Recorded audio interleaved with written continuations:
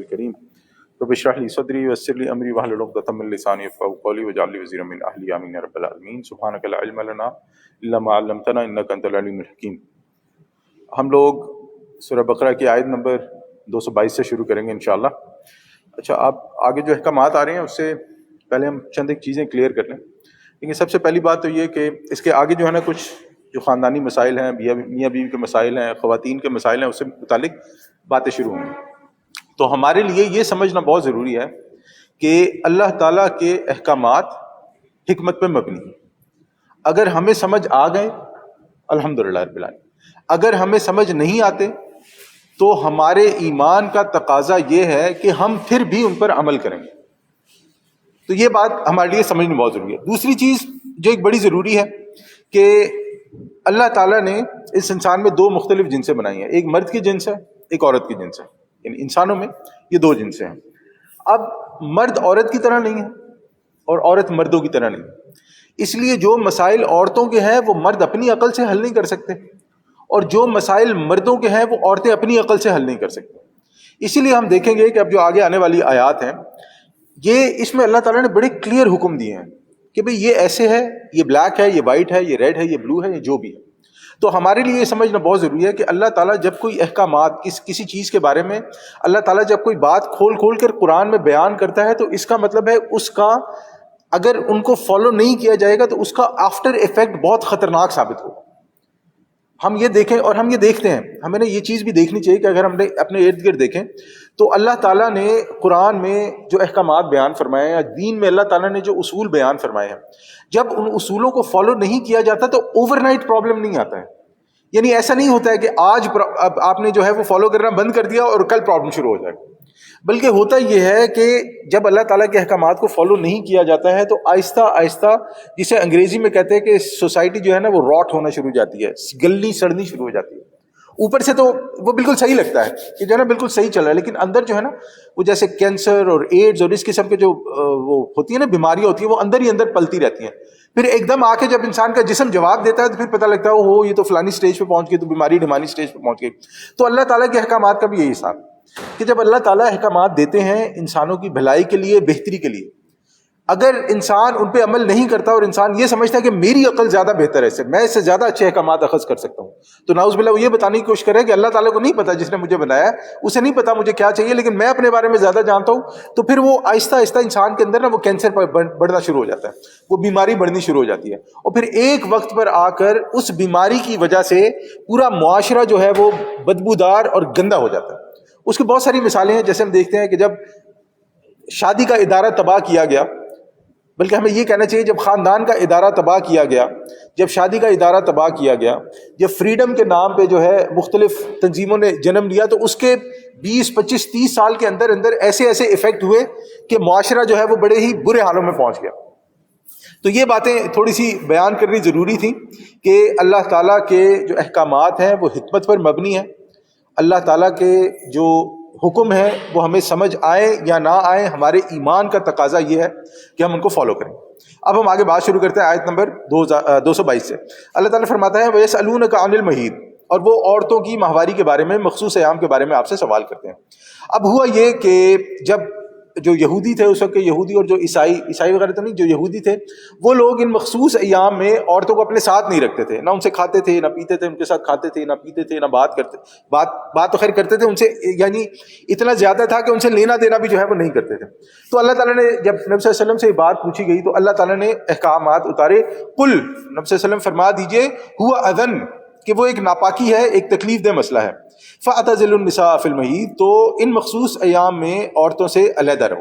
اچھا، یہاں پہ عورتوں سے علیحدہ رہنے سے کیا مراد ہے کہ اللہ تعالیٰ نے عورتوں کے ساتھ کھانا پینا، بیٹھنا اٹھنا سب جائز قرار دیا ہے، صرف جو مرد اور عورت کا تعلق ہے وہ قائم نہیں کر سکتے۔ اس کے علاوہ ہمیں احادیث ملتی ہیں جس میں نبی صلی اللہ علیہ وسلم جو ہے وہ کھاتے بھی تھے، پیتے بھی تھے، بات بھی کرتے تھے، جو ہے وہ ان کا بوسہ بھی لیتے تھے۔ آگے اللہ تعالیٰ فرماتا ہے وَلَا تَقْرَبُوهُنَّ حَتَّى يَطْهُرْنَ، اور ان سے مقاربت نہ کرو، تعلق قائم نہ کرو یہاں تک کہ وہ پاک ہو جائے۔ تو یہاں پر بیسیکلی جو بیسک حکم ہے وہ پاکی کے بارے میں، جیسے میں نے پہلے کہا کہ ہمارے بہت سارے احکامات ہیں جو ہم مرد ہونے کی طرف سے نہیں سمجھ سکتے، تو اللہ تعالیٰ نے ایک جنرل جو ہے وہ بات بیان فرمائی۔ وَإِذَا تَطَهَّرْنَ، اور جب وہ خوب پاک ہو جائیں فَأْتُوهُنَّ مِنْ حَيْثُ أَمَرَكُمُ اللَّهُ، تو ان کی طرف جاؤ جہاں سے اللہ تعالیٰ نے تمہیں حکم دیا ہے۔ ظاہری بات ہے اللہ تعالیٰ نے جو انسان کو بنایا ہے، مرد اور عورت کو بنایا ہے، اس میں یہ ایک بڑا اسٹرانگ جذبہ ہے، یہ ایک بڑا امر طبیعی ہے کہ انسان جو ہے اپنی جو اس کا اسپاؤز ہے، جو اس کا پارٹنر ہے، اس کے ساتھ تعلق قائم کرتا ہے۔ تو اللہ تعالیٰ نے اس کے لیے بھی حکم بیان فرما دیا کہ جب آپ نے تعلق قائم کرنا ہے تو جو اللہ تعالیٰ نے حکم دیا ہے آپ نے اس حکم کے ذریعے سے وہ کام پورا کرنا ہے، غیر فطری طریقہ اختیار نہیں کرنا۔ اور اس میں بہت ساری تفاصیل ہیں کہ نبی صلی اللہ علیہ وسلم نے جو ہے منع فرمایا کسی بھی قسم کے غیر فطری طریقے کو اختیار کرنے کے لیے، اور جو خاص ایک غیر فطری طریقہ ہے اس کو حرام قرار دیا۔ آگے اللہ تعالیٰ فرماتا ہے ان اللہ یحب التوابین و یحب المتطہرین، اللہ تعالیٰ یقیناً محبت کرتا ہے بہت توبہ کرنے والوں سے اور محبت کرتا ہے بہت پاک بازی اختیار کرنے والوں سے۔ اس کا مطلب یہ ہے کہ اگر انسان سے کوئی غلطی ہو جائے، انسان کسی ایسے معاملے میں پڑ جائے جو اللہ تعالیٰ نے منع فرمایا ہے، تو انسان کو اللہ تعالیٰ سے توبہ کرنی چاہیے اور اللہ تعالیٰ سے اپنے گناہوں کی معافی مانگنی چاہیے۔ پھر اللہ تعالیٰ فرماتا ہے نساؤکم حرث لکم، تمہاری بیویاں تمہارے لیے بمنزلہ کھیتی ہیں۔ فَأْتُوا حَرْثَكُمْ أَنَّ شِئْتُمْ، تو اپنی کھیتی میں جس طرح چاہو آؤ۔ ظاہری بات ہے اللہ تعالیٰ نے فرمایا کہ تمہاری بیوی تمہاری لیے کھیتی ہیں، تو یہ ایک بڑی جنرل بات ہے کہ کھیتیوں سے یہاں پر مراد ہے کہ اللہ تعالیٰ نے جو مرد اور عورت کا رشتہ رکھا ہے، جو شادی کا رشتہ رکھا ہے، اس کا مقصد جو ہے وہ اولاد پیدا کرنا۔ تو اللہ تعالیٰ نے اس کے بارے میں فرمایا کہ یہ کھیتی ہے بمعنی اولاد کو انسانی جو ہے وہ انسانیت کے فروغ کے لیے۔ اب اس کا ایک دوسرا رخ بھی ہمارے لیے سمجھنا بہت ضروری ہے، جس کا ہمارے معاشرے میں بڑا فقدان ہے۔ کھیتی جب ایک انسان، خاص طور پہ ہم یہ دیکھتے ہیں کہ وہ لوگ جو کھیتی باڑی کے کام میں ہوتے ہیں، اگر وہ اپنی اس جو ان کی محنت ہے، جو ان کا کھیت ہے، جو وہ کھیتی کرتے ہیں، اگر وہ اس سے محبت نہیں رکھتے، اگر وہ اس کو وقت نہیں دیتے، اپنا جو محنت ہے، ان کا جو فارم ہے، جو بھی وہ کام کریں اس پہ توجہ نہیں دیتے، جو ان کی ضرورت ہے وہ پوری نہیں کرتے، اگر پانی دینا ہے، کھاد ڈالنی ہے، یہ کرنا، اس کی ضرورت پوری نہیں کرتے، اگر اس کی بڑھوتی کے لیے جو ان کے ایسٹس ہیں، جو ان کے پیسے ہیں، وہ خرچ نہیں کرتے، یا دوسرے لفظوں میں اس کی حفاظت نہیں کرتے، کوئی فینسنگ نہیں لگاتے، اگر کوئی جانور گھس آتا ہے، سور، کتا، بلی، اور اس سے جو ہے وہ حفاظت نہیں کرتے، یا دوسروں کی گزرگاہ بننے سے اس کو نہیں بچاتے، موسم کے لحاظ سے اپنی کھیتی کا خیال نہیں رکھتے، تو اس سے کیا ہوتا ہے؟ اس سے ہوتا ہے کہ وہ کھیتی سوکھ جاتی ہے، کئی سرکمسٹانسز میں وہ اجڑ جائے گی، اس کا کوئی فائدہ نہیں ہوگا، اس سے نہ کوئی اناج ملے گا، بلکہ وہ اس سے تباہ کر بیٹھے گا۔ تو ہمیں یہ جاننا چاہیے کہ ہمارا جو اپنی ازواج کے ساتھ تعلق ہے وہ بھی کچھ اسی قسم کا کھیتی کا ہے۔ ایک تو کھیتی والی معاملے میں ہوگی کہ اللہ تعالیٰ نے جو ہے اس رشتے سے جو ہے وہ اولاد کا رکھا ہے، اور دوسرا ہمیں یہ بھی دیکھنا ہے کہ ہم لوگ جو ہمارے اسپاؤز ہیں ان کو وہ سب مہیا کریں جو ان کی ضرورت ہے، جس سے ہماری وہ کھیتی لہلہاتی رہے، جسے دیکھنے سے ہمارا دل خوش ہو۔ ورنہ یہ ہوگا کہ اگر ان باتوں کا خیال نہیں رکھا جائے گا جو ایک دوسرے کا خیال رکھنے کے لیے اللہ تعالیٰ نے فرمائی ہے، جو ایک فطری طریقہ ہے، تو پھر ہوتا یہ ہے کہ یہ جو خاندان کا ادارہ ہے، یہ جو میاں بیوی کا رشتہ ہے، اس کو جو ہے وہ دیمک لگنی شروع ہو جاتی ہے اور معاملات خراب ہونا شروع ہو جاتے ہیں۔ تو اللہ تعالیٰ فرماتا ہے نساؤکم حرث لکم، تمہاری بیویاں تمہارے لیے بمنزلہ کھیتی ہیں، یعنی اللہ تعالیٰ اولاد بھی عطا کرتا ہے، اور اس کے علاوہ بھی اللہ تعالیٰ نے ایک رشتہ ایسا رکھا ہے کہ جس کے اندر ایک سکون ہے، ایک راحت۔ فَأْتُوا حَرْثَكُمْ أَنَّ شِئْتُمْ، تم تو اپنی کھیتی میں جس طرح چاہو جاؤ، یعنی اللہ تعالیٰ نے اس میں کوئی رکاوٹ نہیں رکھی، لیکن جیسے ہم نے پہلے بات کی کہ اللہ تعالیٰ نے جہاں سے جو خاص جگہ ہے اس کا ہی کہا ہے کہ جہاں سے امید ہے پیداواری کی، آپ نے وہیں سے ہی ان سے تعلق قائم کرنا ہے۔ وَقَدِّمُوا لِأَنفُسِكُمْ، اور اپنے آگے کے لیے سامان کرو، اپنی نسل کو بڑھانے کی کوشش کرو۔ اور اللہ تعالیٰ نے فرمایا کہ اپنے آگے کے لیے سامان کرو، تو اس سے ایک چیز اور سمجھ میں آتی ہے کہ جو انسان کی اولاد ہے وہ انسان کا اثاثہ ہے۔ آج ہمارے یہاں ایک بہت بڑا مسئلہ یہ پیدا ہو گیا کہ ہمارے یہاں لوگوں کو اس چیز پہ انکریج کیا جاتا ہے کہ آپ بچے کم پیدا کریں، تو یہ معاملہ بڑا خراب ہے۔ ہمیں جو ہے نا اس پر غور کرنا چاہیے۔ جیسے میں نے پہلے بھی کہا کہ فوری طور پہ ہمیں اس کے نقصانات نظر نہیں آتے، لیکن اگر ہم کچھ سوسائٹیز دیکھیں، جیسے اگر ہم جاپان کی اگزامپل لیں، تو جاپان میں وہ ایک اسٹڈی میں پڑھ رہا تھا، اس کے مطابق جو 30 سال سے کم کے لوگ ہیں وہ تو یہ چاہتے ہی نہیں کہ وہ بچے پیدا کریں، یعنی ان کے ذہن میں یہ ہے ہی نہیں۔ اور اب یہی کیریئر اورینٹیڈ کے نام پہ یا کیریئر بنانے کے نام پہ یہی معاملات جو ہے ہمارے معاشرے میں بھی عود کرا رہے ہیں کہ بچوں کو پڑھا دو، اور بچوں کی نا فوکس جو ہے وہ کیریئر پر اور دنیا پر اتنا زیادہ ہو جاتا ہے، وہ کہتے ہیں ہمیں ضرورت ہی نہیں، ہم جو ہے نا وہ چاہتے ہی نہیں ہے کہ ہمارے جو ہے نا وہ کوئی اولاد ہو آگے، یہ ایک بلا وجہ کی ذمہ داری ہے۔ اب اس سے ہوتا یہ ہے، یا وہاں پر جو ہو رہا ہے جاپان میں کیا ہو رہا ہے کہ کیونکہ بچے نہیں ہیں تو آگے ان کا معاشرہ اور ان کی افرادی قوت جو ہے نا وہ سکڑتی جا رہی ہے، ان کی معیشت میں ایسے پرابلم پیدا ہو رہے ہیں کہ جس کو اوورٹیک کرنے کے لیے آگے کوئی جنریشن جو ہے وہ یہ کہنا چاہیے کہ نوجوان جنریشن جو ہے وہ کافی ہے ہی نہیں. تو اللہ تعالیٰ فرماتا ہے وَقَدِّمُوا لِأَنفُسِكُمْ، تو اپنے آگے کا سامان کرو، یعنی کہ جو اللہ تعالیٰ نے آپ کو تعلق دیا ہے. وَاتَّقُوا اللَّهَ، اللہ تعالیٰ کا تقوی اختیار کرو. وَاعْلَمُوا، اور جان لو، أَنَّكُمْ مُلَاقُوهُ، تمہیں اللہ تعالیٰ سے مل کے رہنا. دیکھیں یہاں پر ایک چیز ہم دیکھیں کہ اللہ تعالیٰ جب بھی کوئی ایسی بات بیان فرماتا ہے نا جو دو جنسوں کے لیے ہے، ایک مرد یا عورت کے لیے ہے، جسے میں مرد ہوتے ہوئے عورت کے لیے نہیں سمجھ سکتا، یا عورت ہوتے ہوئے وہ مرد کا پرابلم نہیں سمجھ سکتی، اللہ تعالیٰ ساتھ ہی جو ہے نا فرماتا ہے وَاتَّقُوا اللَّهَ، کہ اللہ کا تقوی اختیار کرو. یہ تقوی اختیار کرنا اللہ تعالیٰ کا بہت ضروری ہے. ہمیں کوئی بھی کام کرتے ہوئے یہ سمجھنا بہت ضروری ہے کہ یہ جو میں کر رہا ہوں باٹم لائن اس کی یہ ہے کہ میں اللہ تعالیٰ کے لیے کر رہا ہوں، یہ اللہ تعالیٰ کا حکم ہے. ورنہ یہ ہوگا کہ جو اسلام کے اصول ہیں، ضوابط ہیں، وہ مذاق بن کے رہ جائیں. اب دیکھیں ہمارے نا آج کے معاشرے میں ایک بہت بڑا مسئلہ کھڑا ہو رہا ہے. میں نام نہیں لینا چاہتا اس کا، لیکن ہم نام لیے بغیر اس کی بات کریں تو ایک مرد کھڑا ہو کے کہتے ہیں جی میں عورت ہوں، مجھے ایسا لگتا ہے کہ میں عورت ہوں. ایک عورت کھڑے ہو کے کہتی ہے جی مجھے ایسا لگتا ہے کہ میں مرد ہو گئی. ابھی تو میں ایک نیوز پڑھ رہا تھا، اس میں اسٹوڈنٹ کھڑے ہو کے کہتے ہیں میں کتا بن گیا ہوں تو میں بلی بن گیا. اب دیکھیں جب آپ اللہ تعالیٰ کے جو بنائے ہوئے احکامات ہیں اس پہ باؤنڈری نہیں لگائیں گے، اس پہ قدغن نہیں لگائیں گے، تو آپ کو نہیں پتا کہ آپ کے یہ جو نا اس کو آپ کہاں پر روکیں گے جا کے. تو اب جب آپ نے اللہ تعالیٰ کے جو احکامات ہیں ان کو اپنی مرضی سے استعمال کرنا شروع کر دیا، آپ نے یہ سوچا کہ یہ تو کافی نہیں ہے، اگر مجھے ایسے لگتا ہے تو میرے ساتھ ایسا ہونا چاہیے. تو اب جو اللہ تعالیٰ کے احکامات ہیں، جو ہمارا دین ہے، جو ہمارا معاشرہ ہے، جس سوسائٹی میں ہم لوگ رہ رہے ہیں، کمیونٹی میں ہم لوگ رہ رہے ہیں، وہاں پر چیزیں مذاق بننا شروع ہو جائیں، معاملات پرابلمیٹک ہونا شروع ہو جائیں. دیکھیں ایک شخص کو کوئی پرابلم ہے نا، وہ اس شخص کا ذاتی پرابلم ہو سکتا ہے، ہم لوگ اس شخص سے ذاتی بات کر سکتے ہیں، وہ ایک علیحدہ معاملہ ہے بالکل. لیکن اس کو کسی پر امپوز کرنے کا نہیں اس کو سچ مانو، this is where the problem starts. یہ بہت بڑا مسئلہ ہے. یہ اللہ تعالیٰ کے دین کے ساتھ، اور صرف اسلام میں نہیں، ہر دین میں، وہ چاہے کوئی بھی دین ہے، یہ اس دین کے احکامات کا مذاق اڑانا ہے. اور کیا اسے کہتے ہیں، اسلام میں بھی یہی معاملہ ہے. پھر اللہ تعالیٰ فرماتا ہے وبشر المؤمنین، اور اے نبی اکرم صلی اللہ علیہ وسلم اہل ایمان کو بشارت دے دیجیے. ظاہری بات ہے آپ نے اللہ تعالیٰ سے ملنا ہے، جیسے پچھلے اللہ تعالیٰ نے فرمایا وَاعْلَمُوا أَنَّكُمْ مُلَاقُوهُ، کہ تم اللہ تعالیٰ سے مل کے رہو گے. تو جو اللہ تعالیٰ کا تقوی اختیار کرتا ہے اسے پتہ ہے کہ میں نے مرنا ہے اور اپنے جو اعمال ہیں ان کا جواب دینا. تو اللہ تعالیٰ فرما رہا ہے کہ دیکھو جو اللہ کا تقوی اختیار کرتا ہے وَبَشِّرِ الْمُؤْمِنِينَ، تو وہ مومن بھی ہے اور اسے بشارت بھی دے دو کہ انشاءاللہ اس کے ساتھ اچھا کام ہی ہونے والا. پھر اللہ تعالیٰ کیا فرماتا ہے وَلَا تَجْعَلُوا اللَّهَ عُرْضَةً لِأَيْمَانِكُمْ، اللہ کے نام کو تختہ مشق نہ بنا لو اپنی قسموں کے لیے، یعنی مذاق نہ بناؤ کہ کوئی نیک کام ہے جو آپ نے کرنا ہے تو یہ مت قسم کھا لو کہ میں نے تو نہیں کرنا، بھی میں فلاں قسم کھاتا ہوں کہ میں فلانا اچھا کام نہیں کروں.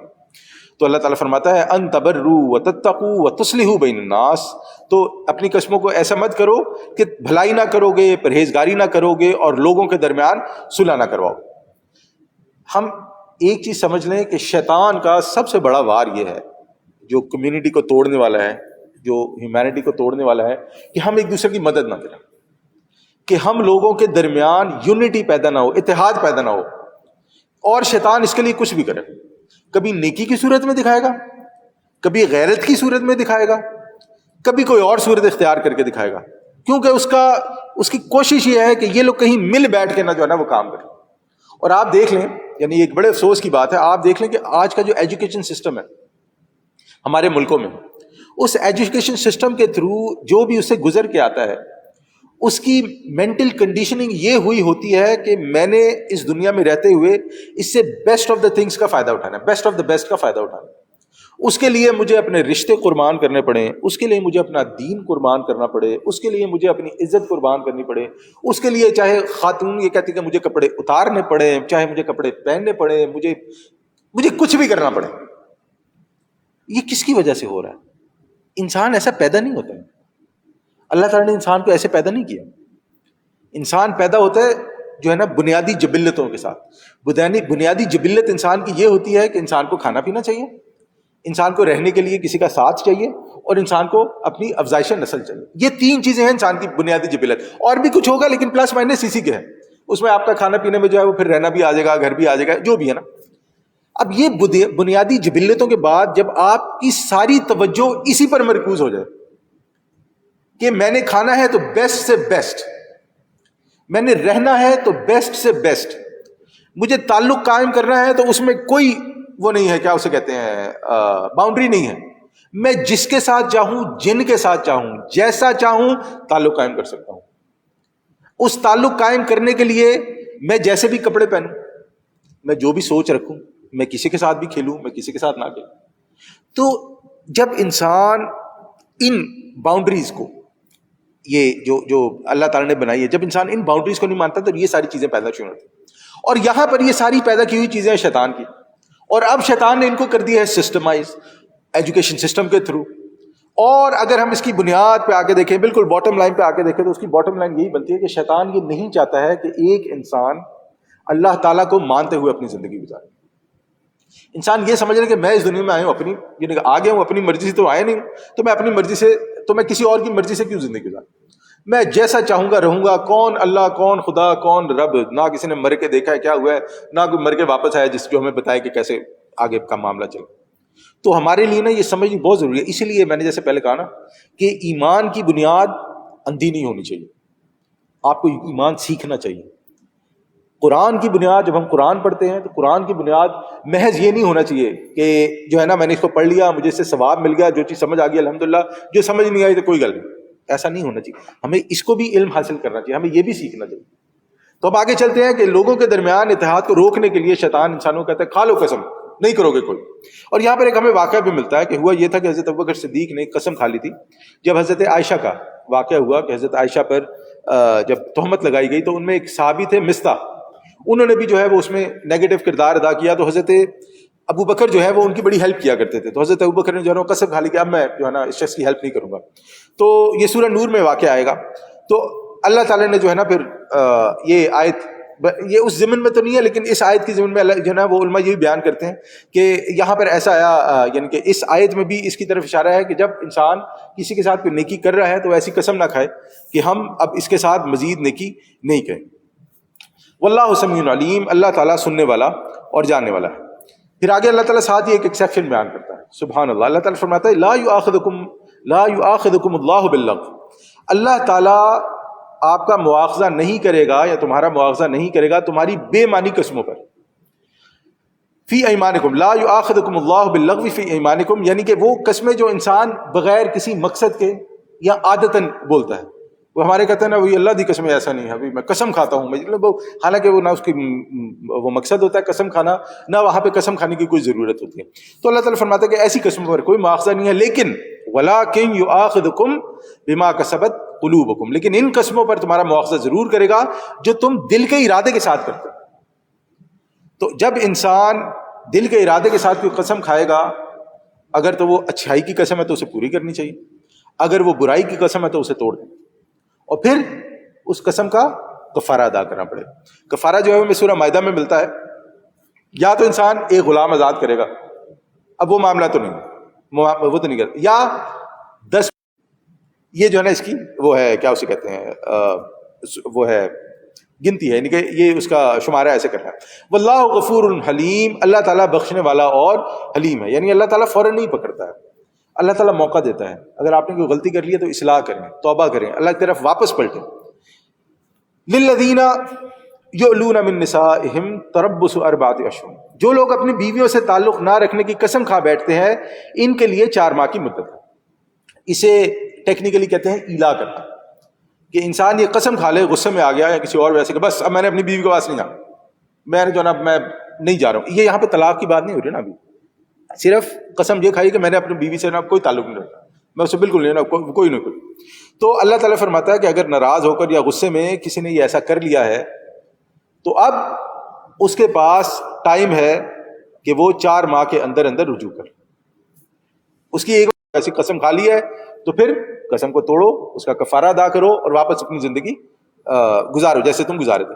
فَإِنْ فَاءُوا فَإِنَّ اللَّهَ غَفُورٌ رَحِيمٌ، اور اگر وہ رجوع کر رہے ہیں تو اللہ تعالیٰ بخشنے والا اور مہربان، یعنی بیسیکلی اللہ تعالیٰ نے یہاں پر انکریج کیا ہے کہ رجوع کر لیا جائے، اللہ یہ کہ کوئی ایسی دینی معاملہ ہے، لیکن جنرل یہ ہے کہ اللہ تعالیٰ نے وہ کیا کہ اگر کوئی قسم کو ختم کرے، رجوع کر رہے تو اللہ تعالیٰ غفور رحیم ہے، اللہ تعالیٰ معاف فرمانے والا۔ وَإِنْ عَزَمُوا الطَّلَاقَ، اور اگر آپ طلاق دینے کا ارادہ کر چکے ہو، فَإِنَّ اللَّهَ سَمِيعٌ عَلِيمٌ، تو اللہ تعالیٰ سننے والا اور جاننے والا ہے۔ اب معاملہ یہ ہوا کہ وہ 4 مہینے گزر بھی گئے اور پھر بھی جو ہے معاملات صحیح نہیں ہو رہے، معاملات پھر بھی صحیح نہیں چل رہے، تو اب اگر کوئی شخص طلاق دینا چاہے تو اس کے بعد 4 مہینے بعد وہ طلاق دے دے۔ اچھا اس کے پیچھے بھی ایک وہ ہے کیا اسے کہتے ہیں ایک واقعہ ہے کہ حضرت عمر نے نا ایک حکم جاری کیا اپنے ٹائم میں کہ جو بھی جائے گا اس میں کیا اسے کہتے ہیں جہاد کے لیے جائے گا، سر بھائی جو بھی جہاد کے لیے نکلے گا کسی کام سے جائے گا کوئی اور ہوگا اکیلا ہوگا تو اس کی واپسی کی مدت کیا رکھی جائے. تو حضرت عمر رضی اللہ تعالیٰ نے حضرت حفصہ اپنی جو بیٹی ہے ان سے رجوع کیا. اب ان کی بیٹی جو ہے وہ نبی صلی اللہ علیہ وسلم کی بیوی بھی ہے، ہماری جو ہے وہ ماں بھی ہے. تو ان سے جب رجوع کیا تو انہوں نے کہا کہ جو ہے نا 4 ماہ، انہوں نے بھی 4 ماہ کا ہی کہا. تو پھر حضرت عمر رضی اللہ تعالیٰ نے حکم دیا کہ جو بھی اپنے گھر سے دور جائے گا کسی بھی کام کے لیے تو وہ 4 ماہ کے اندر اندر اسے واپس آنا ہے، یعنی گھر سے اتنی زیادہ دیر دور نہ رکھا جائے. بہرحال یہ آیت جاری بات ہے اس سے پہلے کی ہے. تو اللہ تعالیٰ فرماتا ہے کہ اگر 4 ماہ گزرنے کے بعد بھی کوئی ارادہ کر چکا ہے طلاق کا تو پھر والمطلقات یتربصن بانفسہن ثلاثۃ قروء، تو جن عورتوں کو طلاق دی جائے ان پہ لازم ہے کہ وہ اپنے آپ کو 3 حیض تک روکے رکھیں. یہ ان کے لیے معاملہ ہے کہ جو حاملہ نہیں، جو خواتین حاملہ ہوں گی ان کی عدت یا ان کا یہ جو 3 حیض کا معاملہ ہے یہ مختلف ہوگا. تو جو حیض جو نہیں ہے، حاملہ نہیں ہے، وہ 3 حیض تک روک کے رکھیں گے. اور ظاہری بات ہے اس کی وجہ بھی یہی ہے تاکہ وضاح ہو جائے کہ معاملہ کیا ہے.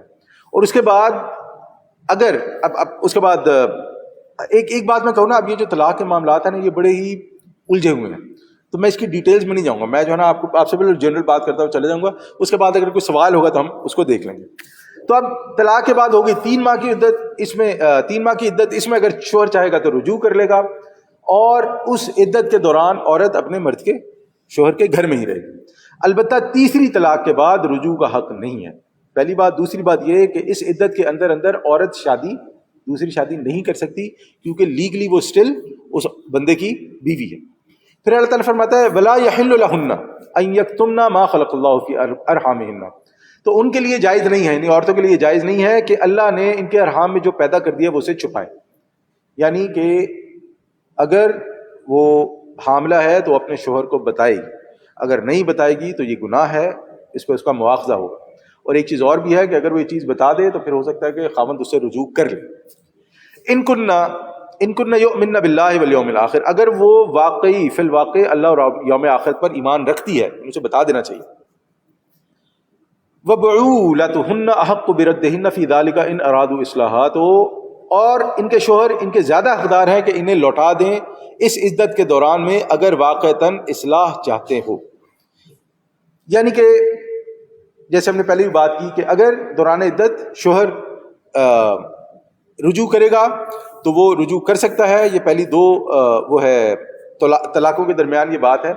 البتہ اگر عورت اس پر انکار کرنا چاہے تو وہ انکار نہیں کر سکتی کیونکہ لیگلی وہ سٹل اسی باؤنڈ میں ہے. ان کا جو ہے ابھی وہ نہیں ہوا طلاق جو ہے نا وہ واقع نہیں ہوئی. سے مراد یہ کہ اس عدت کے دوران کے اندر اللہ تعالیٰ نے یہ آپ سمجھیں کہ وہ نہیں دیا، عورت کو حق نہیں دیا کہ وہ رجوع کر لے، وہ منع کر دے رجوع کرنے سے. وَلَهُنَّ مِثْلُ الَّذِي عَلَيْهِنَّ بِالْمَعْرُوفِ، تو عورتوں کے لیے اسی طرح حقوق ہیں جس طرح ان پر ذمہ داریاں ہیں دستور کے مطابق. یعنی اللہ تعالیٰ نے جو عورتوں پر حقوق رکھے ہیں وہ ان کی ذمہ داریوں کے مطابق ہیں. وَلِلرِّجَالِ عَلَيْهِنَّ دَرَجَةٌ، اور مردوں کے لیے ان پر ایک درجہ فوقیت کا ہے. وَاللَّهُ عَزِيزٌ حَكِيمٌ، تو اللہ تعالیٰ زبردست اور حکمت والا ہے. اب یہاں پر نا یہ آیت ہمارے یہاں نا بڑی مشکل ہے، یعنی کہ نا اس کو سمجھانا، اس کو جو ہے نا وہ کرنا کیا اسے کہتے ہیں، اس پر جنرل بات کرنا جو ہے نا وہ ذرا مشکل معاملات میں آتا ہے. تو ہم سب سے پہلے تو ایک چیز سمجھ لیں کہ اللہ تعالیٰ نے جو مردوں کو عورتوں پر فوقیت دی ہے وہ ہر مرد کو نہیں دی. یعنی ایسا نہیں ہے کہ میں مرد ہوں تو مجھے ہر عورت پہ فوقیت ہے، نہیں، یہ ان کے لیے معاملہ ہے جو مرد ذمہ دار ہے اس چیز کے، ان کے لیے یہ معاملہ ہے. دوسری جب اللہ تعالیٰ فرماتا ہے کہ اللہ تعالیٰ زبردست اور حکمت والا ہے، تو میں نے پہلی بات کہی تھی کہ بہت سارے معاملات جو ہیں مرد اور عورت کے خاص طور پر عالی قوانین کے خاص طور پر یہ ہم اپنی عقل سے نہیں حل کر سکتے. تو یہاں پر اگر اللہ تعالیٰ نے ایسے بتایا ہے تو باٹم لائن یہ ہے کہ ہم نے اسے ایسے ہی مانا. اگر اللہ تعالیٰ نے اس کی کوئی توجیہ بیان کی ہے جو ہمیں سمجھ آ جاتی ہے الحمدللہ، اگر نہیں سمجھ آتی تو یہ ایسے ہی، ہم اس کا کچھ نہیں کر سکتے. اللہ تعالیٰ نے ہمیں ایسے ہی بنایا ہے اور اللہ تعالیٰ نے ہم پہ ایسی ذمہ داریاں ڈالی. تو اسلام میں کیونکہ مرد ہی عورتوں کے معاملات کے ذمہ دار ہیں، گھر کے منتظم ہیں، گھر کو چلانے والے ہیں، عورتوں کا خیال رکھنے والے ہیں، اولاد کا خیال رکھنے والے ہیں، ان کی ساری ضروریات پوری کرنے والے ہیں. تو ایک یہ چیز سمجھ میں آتی ہے کہ اس وجہ سے بھی اللہ تعالیٰ نے فرمایا ہے کہ مردوں کے لیے ایک درجہ فوقیت کا ہے. ہمیں ایک چیز یہاں پر سمجھنی ہوگی کہ دیکھیں، عورت اور مرد کے درمیان میاں بیوی کی حیثیت سے مساوات نہیں ہے. مساوات مطلب برابری نہیں ہے. ایک انسان کی حیثیت سے برابری ہے کہ ایک عورت اور ایک مرد ان کا انسان کی حیثیت سے برابر ہے. دونوں کی جان محترم ہے، دونوں کی عزت محترم ہے، دونوں کی ذمہ داریاں محترم ہیں. اللہ تعالیٰ نے جس کے لیے مکلف کیا ہے وہ اس کے لیے پورا ہے. لیکن جب میاں بیوی کا درجہ آتا ہے، جب میاں بیوی کا یعنی جب خاندان کا ایک یا فیملی کا جب ہم لوگ معاملہ کرتے ہیں، تو وہاں پر شادی جب ہوتی ہے ایک مرد اور عورت کی، تو وہاں پر ذمہ داریوں کے حساب سے اللہ تعالیٰ نے درجہ بندی کی. پہلی بات. دوسری بات یہ ہے کہ یہ درجہ بندی دنیا کے معاملہ، یعنی آخرت میں اگر میں مرد ہوں اور میں نے کوئی 12 15 20 شادیاں کر رکھی ہیں، تو اس کا مطلب یہ نہیں کہ مجھے 12 15 20 درجے فوقیت حاصل ہوگی. یہ آخرت کا معاملہ نہیں ہو رہا ہے. یہ یہاں پر جو دنیا کو چلانے کے معاملات ہیں، اللہ تعالیٰ اس کے بارے میں بات کر رہا ہے. اور پھر اللہ تعالیٰ فرماتا ہے واللہ عزیز حکیم، اللہ تعالیٰ زبردست ہے اور حکمت والا ہے. اور میں نے جیسے پہلے ہی کہا کہ جیسے اللہ تعالیٰ نے حکمت پر مبنی مرد اور عورتوں کی ذمہ داریاں دی ہیں، ویسے ہی اللہ تعالیٰ نے حکمت پر مبنی عورتوں اور مرد کے حقوق بھی بیان کر دیے. اب دیکھیں، ہم نے جہاں سے بات شروع کی تھی کہ اللہ تعالیٰ نے سب سے پہلے جو سب سے سینسٹیو معاملہ ہے عورت کا، اس کو بتایا. کبھی دیکھیں جو ان کے مخصوص ایام ہیں ان میں ان کے پرابلمس ہیں. پھر اللہ تعالیٰ نے اس کے بعد بات کو کیا ایلا کی طرف لے کر آیا. اللہ سبحانہ تعالیٰ نے ایلا کا معاملہ فرمایا کہ دیکھو غصے میں انسان جو ہے نا وہ کہتا ہے کہ میں نہیں آتا، مجھے جو ہے نا تمہیں ٹچ بھی نہیں کرنا. اللہ تعالیٰ نے وہاں پر پھر پروٹیکٹ کیا عورتوں کو. اگر وہ پچھتاوے میں چلا گیا رجوع کرنا چاہتے تو کوئی مسئلہ نہیں. اس کے بعد پھر یہاں پر آ کر اللہ تعالیٰ نے طلاق کے معاملے کو جو ہے وہ کیا ہے، کس طرح جو ہے وہ درجے سے اللہ تعالیٰ بات فرما رہا ہے. اور پھر اللہ تعالیٰ نے یہاں پر بھی طلاق کے معاملے میں بھی آپ دیکھیں کہ اللہ تعالیٰ نے ہر قسم کا آپشن اوپن رکھا ہے کہ عورت کو اکیلا اور تنہا نہ چھوڑ دیا جائے. میں عموماً بات کرتا ہوں نا کہ ہمارے دین میں عورت کو اللہ تعالیٰ نے بڑے زبردست طریقے سے پروٹیکشن دی ہے. لیکن ظاہری بات ہے جب اللہ تعالیٰ نے پروٹیکشن دی ہے عورت کو تو اس کے کچھ اصول ہیں، کچھ ضوابط ہیں جو اللہ تعالیٰ نے وضع کیے ہیں. اگر ان اصول اور ضوابط سے نکل کے عورت کو پروٹیکشن دیے جانے کی بات کریں گے میں اور آپ، جیسے میں نے پہلے بھی کہا کہ فوری طور پہ ہو سکتا ہے بڑا خوبصورت لگے، لیکن آنے والے وقت میں وہ مسائل کا شکار، وہ مسائل لے کر آگے اللہ تعالیٰ فرماتا ہے وَلِلرِّجَالِ عَلَيْهِنْ دَرَجَةٌ، نہیں سوری یہ تو ہو گیا ہے. تو آگے اللہ تعالیٰ فرماتا ہے کہ بلکہ یہاں پر نا چند ایک چیزیں وہ کرنی بڑی ضروری ہیں. بات جو ہے نا وہ چند ایک چیزوں پر بات کرنی بڑی ضروری ہے. انسان نے اللہ تعالیٰ نے جو یہ آئلی قوانین ہیں اور یہ جو معاشرہ ہے اس پر اتنا زور کیوں دیا؟ دیکھیں جیسے ہم نے پہلے بات کی تھی کہ انسان کی سب سے پہلی ضرورت ہوتی ہے کہ انسان کو کھانا پینا ہوتا ہے. جب انسان کی کھانے پینے کی ضرورت پوری ہو جاتی ہے تو اس کے بعد جو اس کا سب سے زور آور جذبہ ہوتا ہے وہ شہوت کا ہوتا ہے. یہ ایک کھلی بات ہے، اس میں کوئی دو رائے نہیں. اگر اس جذبے کو لگام نہیں دی جائے گی تو معاشرے میں فساد پیدا ہو، اور بڑا ہی ٹھیک ٹھاک قسم کا فساد پیدا ہوا، جس میں کہتا ہے نا ہمارے یہاں کے معاشرے جہاں ہم رہ رہے ہیں یہاں 50% آبادی جو ہے، اب ایک سروے کے مطابق تقریباً 50% آبادی جو ہے وہ ان لوگوں کی ہے جنہیں ہمارے عرف عام میں حرام کے لفظ سے نا حرام اور اس کے بعد زیادہ کے لفظ سے استعمال جو ہے نا وہ کیا جاتا ہے. 50% چھوٹا نہیں ہوتا، 50% بہت بڑا نمبر ہے. اس کے اپنے پرابلمس ہیں. اور جب اس کو آپ چینلائز کریں گے تو آپ کا معاشرہ، آپ کا خاندان وجود میں آئے. اب جب معاشرہ اور خاندان وجود میں آئے گا تو اس کے اندر جب بھی کوئی معاشرہ یا جب بھی کوئی سسٹم وجود میں آتا ہے تو اس میں ہمیشہ کسی نہ کسی کو لیڈر بننا ہوتا ہے یا کسی نہ کسی کو ذمہ دار بننا پڑتا ہے. تو یہاں پر اللہ تعالیٰ نے، آپ یہ سمجھیں کہ جو خاندان کا ایک ادارہ ہے اس کا ذمہ دار اللہ تعالیٰ نے مرد کو بنایا. جب اللہ تعالیٰ نے ذمہ دار مرد کو بنایا ہے تو اس کانٹیکس میں اللہ تعالیٰ نے مرد کو ایک درجہ بھی اوپر دیا ہے. وہ درجہ اوپر دینے سے کیا مراد ہے کہ پھر مرضی جو ہے وہ مرد کی زیادہ شامل ہو جاتی ہے، یا بلکہ اس کو یوں کہنا چاہیے کہ معاملات چلانے کا جو معاملہ ہے اس پر مرد کو فوقیت حاصل ہو جاتی ہے.